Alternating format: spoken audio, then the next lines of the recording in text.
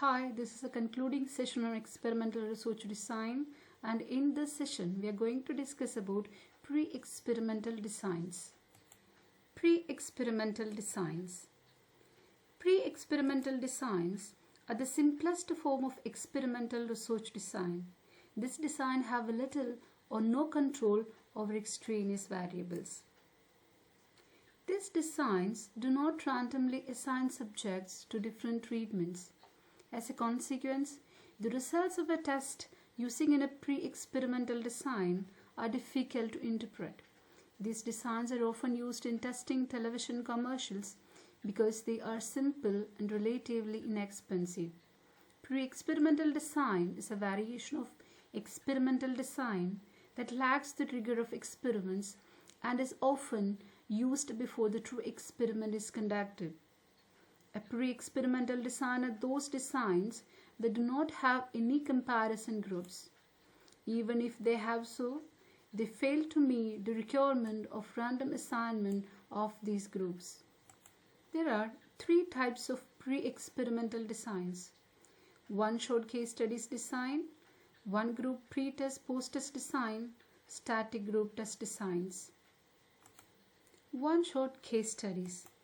In this design, a single experimental group is exposed to a treatment and observations are made after the implementation of that treatment. There is no random assignment of test subject as there is only one treatment, no pre-test and no control group. This research design has two significant flaws. There is no pre-test, there is no control group. A control group would, in this case, be a group that did not receive a treatment.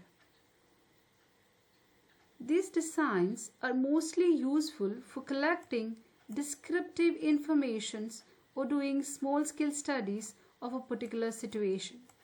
This research design cannot establish internal or external validity. Despite these limitations, market researchers often use this design for testing new product in the market. One-shot case studies design includes the following steps: select the subject, select the experimental environment, administer the experimental stimulus, conduct the post. The design is diagrammed as follows: experiment group, treatment, and a post-test. A treatment is denoted by X, that is intervention, and post-test with measurement, that is O. In this design, we can see that a treatment or a program intervention has been introduced, and sometimes after its introduction, post-test or a measurement observation is made.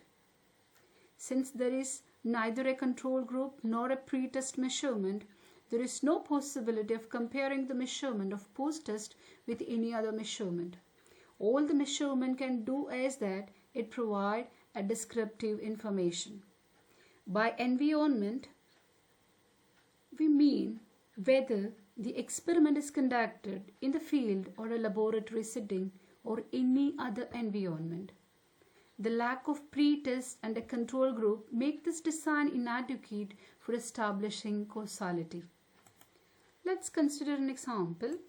UNICEF Bangladesh introduced a glucose injection campaign in certain IDD-prone areas of Bangladesh, iodine deficiency disorders. This is our intervention. A year later, a measurement was taken from those who received the injection, resulting in the observation. Here, we can note that we have no means of controlling the extraneous influences. One group pre-test, post-test. It is the simplest type of pre-experimental design where only the experimental group is selected as a study subject. A pre-test observation of the dependent variable is made prior to the implementation of the treatment to the selected group. Afterwards, the treatment is administered, and finally, a post-test observation of the dependent variable is carried out to assess the effect of the treatment on the group. With this research design, the test unit is measured twice, one before the test and one after the test. There is still no control group, which is to say a group not receiving a treatment.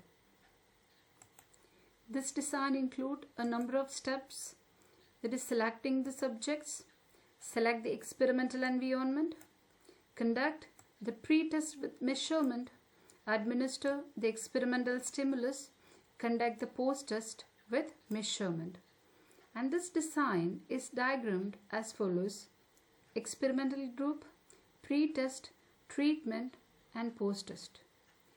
This design measures the effect of intervention before, that is pre-test, and after the experiment, that is post-test.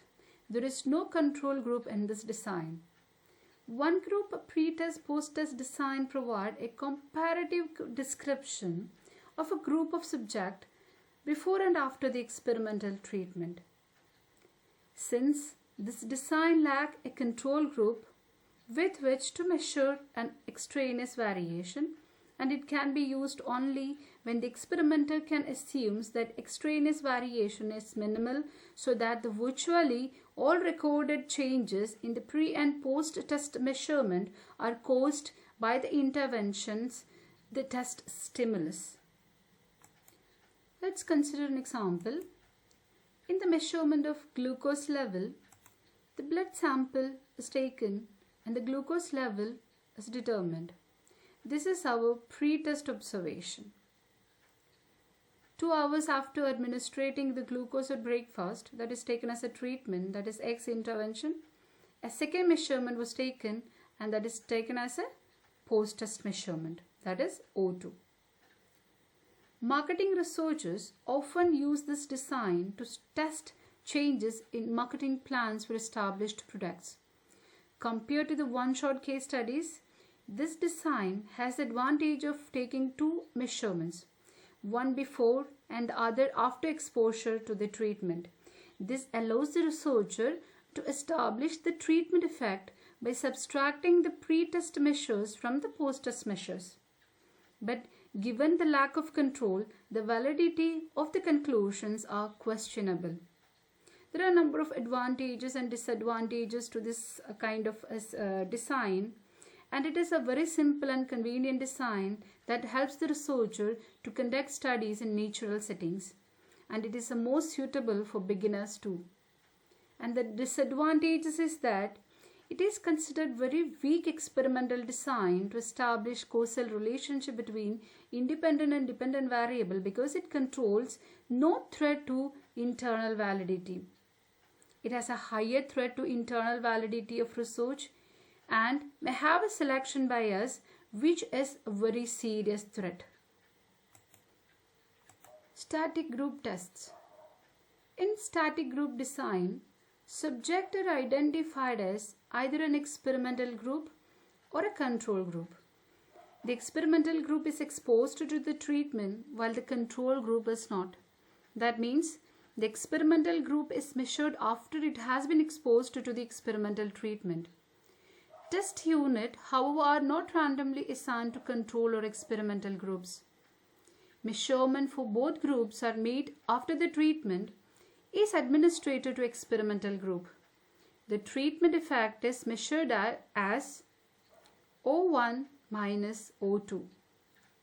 The weakness of this research design stems from the fact that test units are not randomly assigned to experimental or control groups, and there are no pre-test measurement is taken.